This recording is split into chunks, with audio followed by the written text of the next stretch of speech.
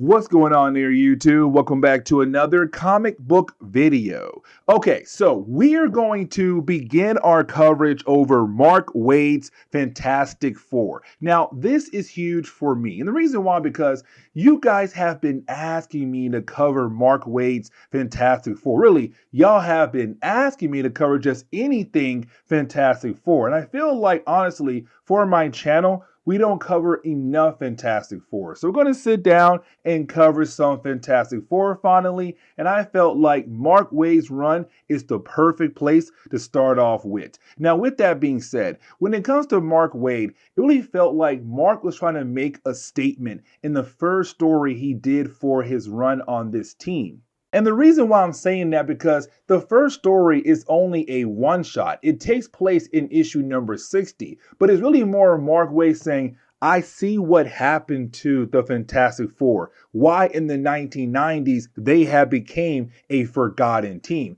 And really, by the early 2000s, it was Mark saying, hey, if you want your Fantastic Four to be popular again, you gotta realize what they are. What Stan Lee and Jack Kirby did when it came to the Fantastic Four. And you see what I mean as we go through today's video. So really, the opening pages of this book is really more of Mark Waid trying to make a statement here. And the reason why I'm saying that, because we pick up with the Fantastic Four advertising department of Fantastic Four Incorporated. And really, it's them saying like, listen, the Fantastic Four is no longer popular. Their comics are no longer selling. Their toys are no longer selling. Every single piece of merchandise is no longer selling like it used to. And so for this department, their main goal is to get back on track, to help out the Fantastic Four. And so right now, they're trying to figure out what can they do to get the team back on track so that all the different pieces of merchandise can begin to sell once again. Now, we do see a guy being given this job, and his name is Shortzer. And when it comes to Shortzer, and I really hope I pronounce his name correctly, he'll be spending an entire week with the Fantastic Four to kind of learn more about them, to get a better idea of how to actually help them get back on track when it comes to their sales. And so we jump into Sunday, the first day of the week for Shortzer, and we see him actually in the middle of an argument between Ben Grimm and the Human Torch. Now, when I say in the middle, it's not me saying like he's actually part of it. He's just stuck in the middle of these two characters actually fighting against one another. And it kind of shows that the whole idea of them being a family, and in families, you always have some kind of bickering between two different people. And a lot of times, it's small things, sometimes it be big things. But either way, you have Reed trying his best to calm both sides down because they are literally embarrassing themselves in front of their company.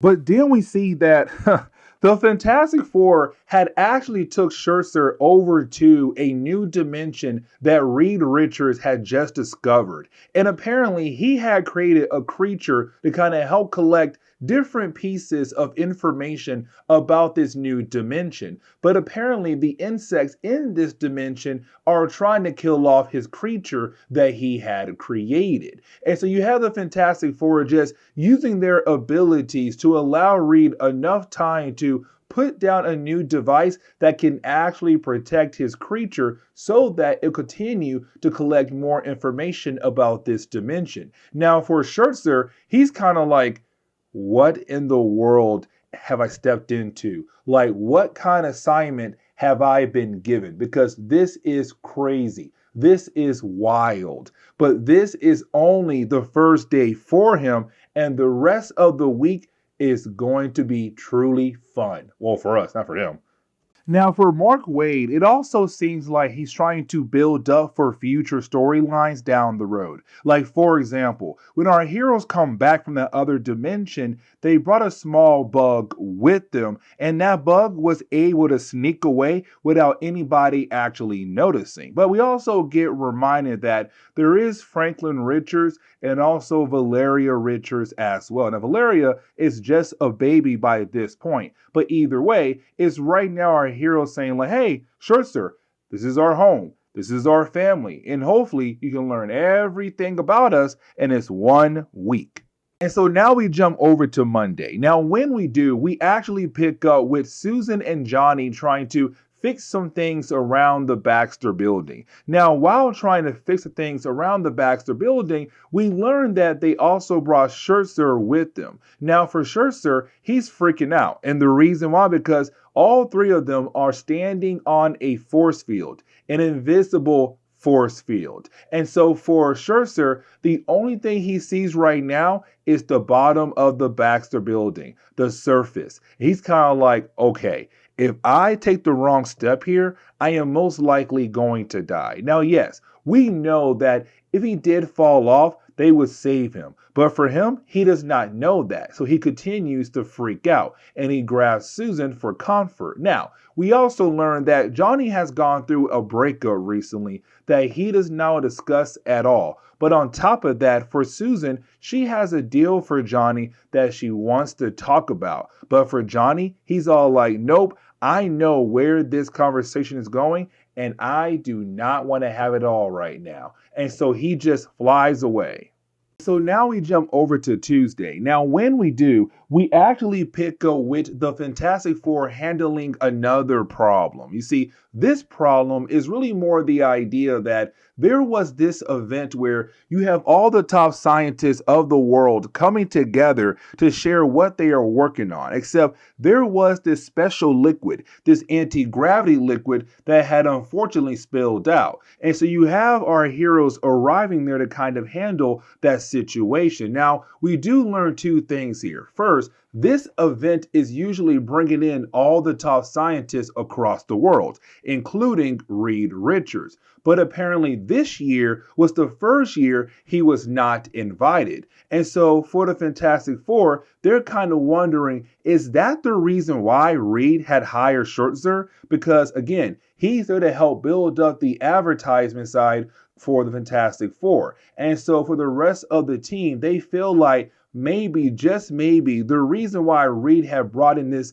advertising department is because he was no longer invited by these top scientists across the world. But either way, you do have Scherzer continue to take notes on the team, trying to figure out what makes this team so special. And really, later on that day, you have the team doing so many other things across the world, but also in space. And so while handling all those different kinds of situations, you have Scherzer just trying his best to continue to take notes on the team, to try to get a better idea of the actual identity of the team. Because once he knows what they stand for and who they are, he can then kind of build a report that could possibly help them get their money back, get their merchandise selling once again. Now, Wednesday and Thursday actually go together because you do have Scherzer and the Thing walking around the city. Now, when they do, you have Scherzer kind of ask how the Thing feels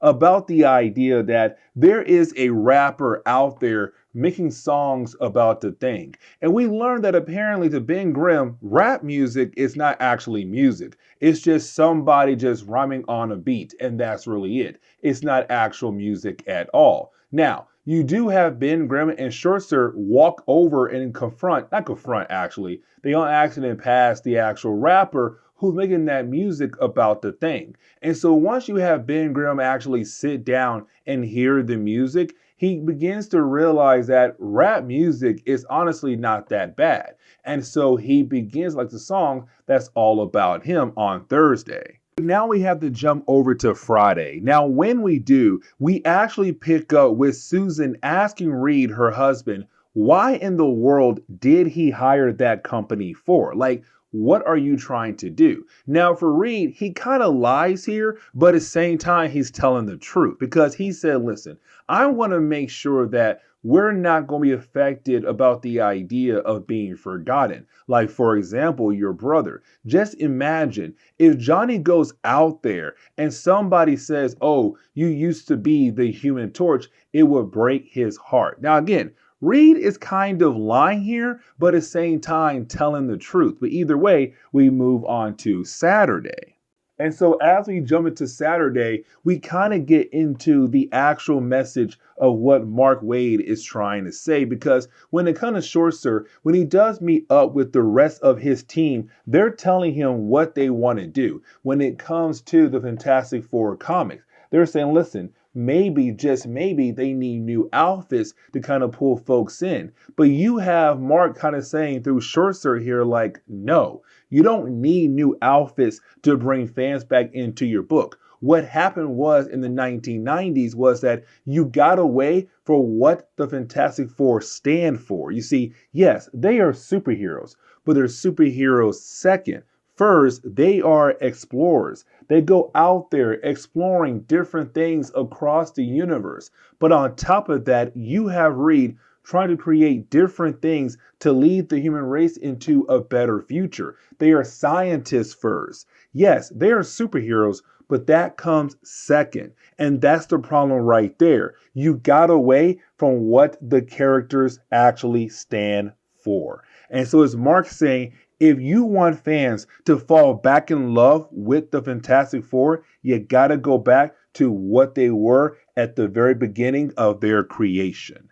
Now, the ending of the book really tells us why Reed did what he did. Like, why did he bring in that advertising team for? And we learned that because Reed still feels bad for what he had done to the rest of the team by changing their lives completely by being hit by those cosmic rays. He feels like if they were not hit by those cosmic rays, if they were not superheroes, they could have a normal life without the idea of possibly dying or fighting against creatures or traveling across the universe. And so the reason why he brought in this advertising team is because he wants them to forgive him.